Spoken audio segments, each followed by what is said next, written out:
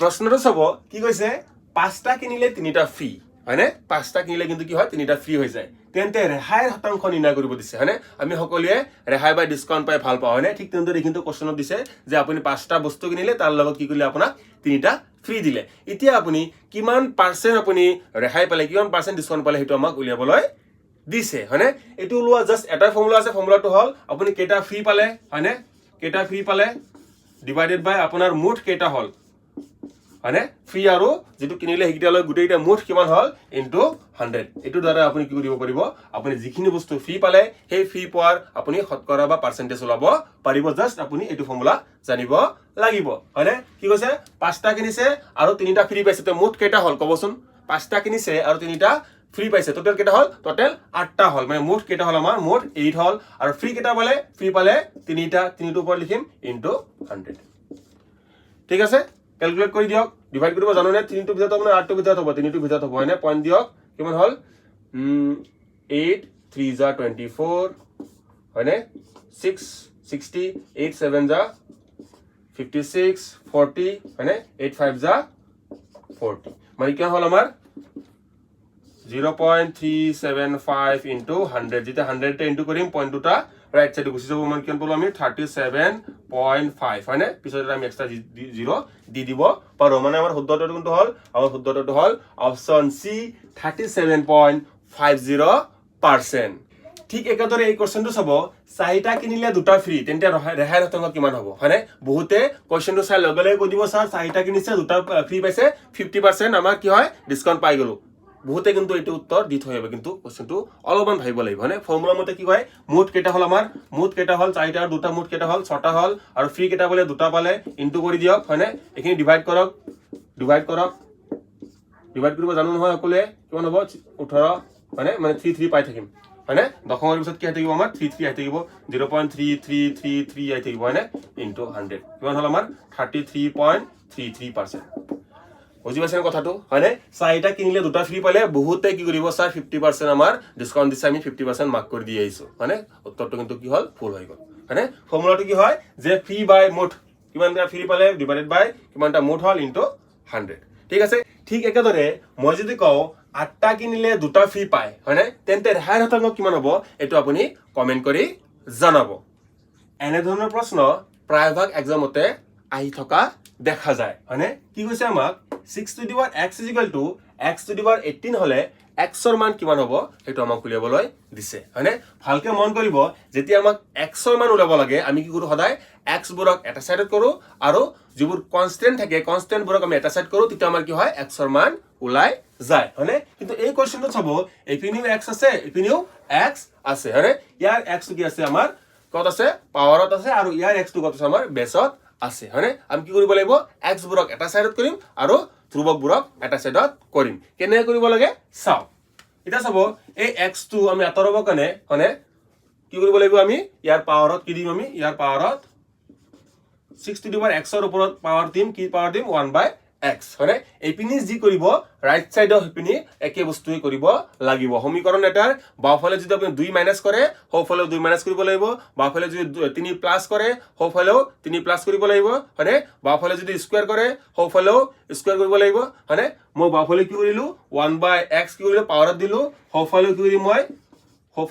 মই পাৱাৰত 1/x দি দিম বাকি একো নহয় ঠিক আছে এটা চাব এটো পাৱাৰ এটোৰ মাজত কি আছে ব্ৰেকেট আছে x * 1/x এটো x আৰু এটো x কি হ'ব ক্যান্সেল গুছি যাব হয়নে এখিন কেবল কি থাকিব আমাৰ 6 ঠিক আছে আৰু এখিন কিমান হল x টু দি পাৱাৰ মই x আৰু 1/x আৰু 18 ক ইন্টাৰচেঞ্জ কৰি লিখিম 1/x আৰু এখিন কিমান হৈ গল বাহিৰত 18 হৈ গল হয়নে মই কি কৈছিলো যে কনস্ট্যান্ট বোৰক এপিনি আনিবলৈ চেষ্টা কৰিব লাগিব মানে এই 18 বলা বস্তুটো আমি এপিনি আনিব চেষ্টা কৰিব লাগিব কেনেকৈ আহিব এপিনি চাব এটা চাব এই 18 টো মই ক্যান্সেল কৰিব কাৰণে যেনেকৈ মই x ক্যান্সেল কৰিব কাৰণে 1/x ৰে পাৱাৰ 1/x ক পাৱাৰত দিছিলো ঠিক তেনেদৰে 18 টো ক্যান্সেল কৰিব কাৰণে মই ওপৰত কি দিম 1/ মই আগত এপিনি দিছিলো কাৰণ যেহেতু মই এপিনি লাগে 1/x হয়নে 18 মই কি কৰিম ইয়াৰ ওপৰত 1/18 ৰে পাৱাৰ দি দিম ইয়াৰ পাৱাৰ আলি গুটেখিনি পাৱাৰত মই কি দিছো 1/18 তুমি ৰাইট সাইডে যদি দিছো মানে লেফট সাইডে কি দিব লাগিব পাৱাৰত 1/18 দিব লাগিব হয়নে এইটো 18 আৰু এইটো 18 কি হৈ গল কেনসেল হয়নে এইটো তলত আছে এইটো ওপৰত আছে হয়নে তো এইখিনি আমি কিমান পালো এইখিনি আমি পালো 6 টু দি পাৱাৰ 1/18 আৰু এইখিনি কিমান পালো আমি x to the power 1/x হয়নে এটা চাব ভূমিত এইখিনি x এইখিনি 6 পাৱাৰত এইখিনি তলত তোমাৰ এটা ভেৰিয়েবল আছে x ইয়াৰ তলত আছে 18 এইটো লগত এইটো মিলি এইটো লগত এইটো মিলিছে জানো মিলা নাই হয়নে এইখিনিত x থাকিলে চাব এইখিনিতো x আছে এইখিনিতো x আছে এইখিনিতো x আছে হয়নে এইখিনিত 6 আছে এইখিনিতো 6 আছে জানো নাই হয়নে যদি এইখিনিতো যদি 6 থাকিলে আমি কম্পেয়াৰ কৰি ক'ব পাৰিলো যে x ৰ ভ্যালু 6 হয়নে কেতিয়া কম্পেয়াৰ কৰিব পাৰো যদি এই দুটা সেম হয় এই দুটা যদি সেম হয় তেতিয়া আমি কি কৰিব পাৰো কম্পেয়াৰ কৰিব পাৰো কিন্তু আমাৰ এইটো কি হয় সেম নহয় সেম বনাবলৈ চেষ্টা কৰিব লাগিব সব কেনেকৈ সেম বনাম চাব কেনেকৈ সেম বনাম মই কি কৰিলো 6 স্কয়াৰ তাৰ বাহিৰত মই কি দিলো হাফ ইনটু কৰিলো আৰু তাৰ বাহিৰত আমাৰ কি আছে তাৰ বাহিৰত আছে 1/18 ঠিক তেনেদৰে এইখিনি নকৰিলে হ'ব ক'ব যে স্যাৰ এপিনি কৰিলে এপিনি নকৰিলে চাব এইখিনিত মই এই দুটো যদি কেনসেল কৰি 2 আৰু হাফ ইনটু কৰিলে কিমান হ'ব 2 আৰু হাফ ইনটু কৰিলে 1 হয়নে কোনো এটা বস্তুৰ ওপৰত পাৱাৰ 1 থাকেই সকলো বস্তুৰ ওপৰত পাৱাৰ কি থাকে 1 থাকেই মানে 6 ৰ ওপৰত 1 আছিল 1 মই কি লিখিছো 2 ইনটু 1/2 হয়নে এই দুটা কাটাকাটি কৰে ঘূৰি ঘূৰি এইটোৱে পাব বুজি পাইছে নে এতিয়া চাব 6 স্কয়াৰ মানে কিমান 6 স্কয়াৰ মানে হল 36 হয়নে আৰু 1/2 আৰু 1/18 যদি পূৰণ কৰে 1/2 আৰু 1/18 যদি আপুনি পূৰণ কৰে কিমান হ'ব তলত 36 আৰু ওপৰত কিমান হ'ব 1 মানে 1/2 আৰু 1/18 ইনটু কৰিলে কিমান পাম ওপৰত 1/36 আৰু এইখিনি কিমান পালো আমি x/1/x কথাটো বুজি পালে এতিয়া চাব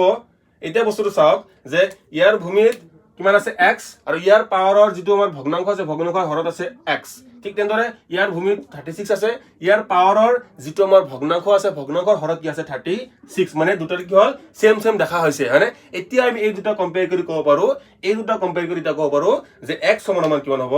x সমান আমাৰ হ'ব x = 36 এতিয়া আমি কম্পেয়াৰ কৰি ক'ব পাৰো মানে কি কম্পেয়াৰ কৰিব পাৰিলো যে ইয়াৰ ভূমি আৰু ইয়াৰ পাৱাৰত থকা ভগ্নাংশটোৰ হৰ আৰু সেম ঠিক আছে এই দুটা কি হয় আইডেন্টিক্যাল দেখা একে হৈছে তেতিয়া ক'ব পাৰিম যে x = কিমান হল 36 ঠিক একেদৰে এই প্ৰশ্নটো চাব এই প্ৰশ্নটো একেদৰে কৰিব পাৰি চাব মই জলদি কৰি দিছো কাৰণ আপোনালোকক একবাৰ বুজাই দিলো ঠিক আছে এটো কি হ'ব চাব মই কি কৰিব লাগিব এপিনি 1/x ইনটু কৰিব লাগিব হয়নে এখিনি 12.5 হল হয়নে এপিনি মই যেটো 1.25 ই কৰিব লাগিব এখিনটো কৰি দিছো আগতে 12.5 হয়নে x to the power 1/x 12.5 1/12.5 এটো কেনসেল এখিনিত এটো কেনসেল হয়নে কিমান পালো 5 12.5 এখিনি কিমান পালো x 1/x হয়নে এটো কি হল আমাৰ এই দুটা xx হল কিন্তু এটো 5 হৈছে জানো নাই হোৱা সেম বনাবলৈ চেষ্টা কৰিব লাগিব হয়নে কেনেকৈ সেম বনাম চাব এখিনি দিছো স্কয়াৰ এখিনি দিছো 1/2 তাৰ বাহিৰত আমাৰ কি থাকিল 1/12.5 = x 1/x হয়নে এই দুটা ইনটু কৰিলে কিমান হ'ব জানেনে এই 5 স্কয়াৰ মানে কিমান 25 ঠিক তেনেদৰে 12 চাব 2 ইনটু 12.5 কিমান হয় 25 1/25 হ'ব হয়নে তলখিনি ইনটু কৰা কিমান হ'ব আমাৰ 1/25 কিমান পালো ওপৰত 1/25 = x 1/x হয়নে কি হল আইডেন্টিক্যাল হল দেখা একে হৈছে মানে x ৰ ভ্যালু কিমান হয় এখিনি x ৰ ভ্যালু হল আমাৰ x = 25 এটো ক্ষেত্ৰত কি হ'ব আমাৰ এটো ক্ষেত্ৰত আমাৰ x ৰ ভ্যালু কিমান হ'ব 25